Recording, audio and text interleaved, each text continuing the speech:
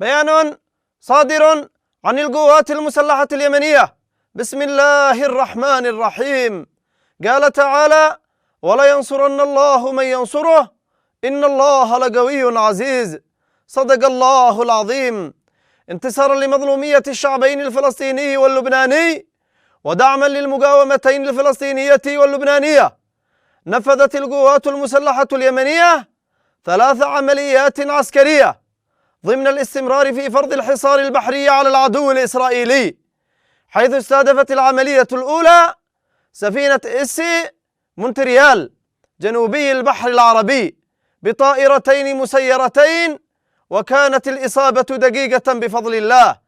فيما استهدفت العملية الثانية سفينة ميرسك كولون في البحر العربي، وقد نفذت العملية بصاروخ مجنح محققا إصابة مباشرة بفضل الله.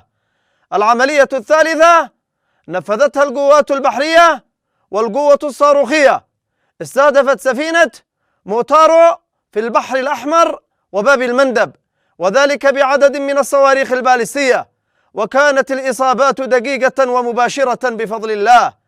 وجاء استهداف السفن الثلاث لانتهاك الشركات المالكة لها قرار حظر الدخول إلى موانئ فلسطين المحتلة.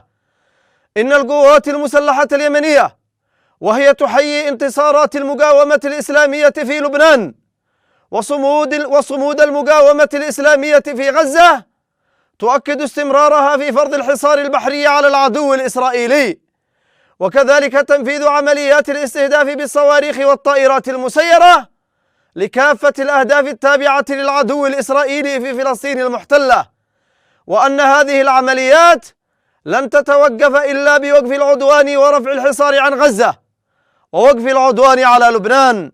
والله حسبنا ونعم الوكيل، نعم المولى ونعم النصير.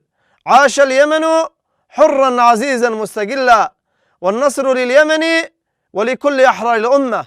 صنعاء 25 من ربيع الآخر 1446 للهجرة، الموافق 28 من أكتوبر 2024. صادر عن القوات المسلحة اليمنية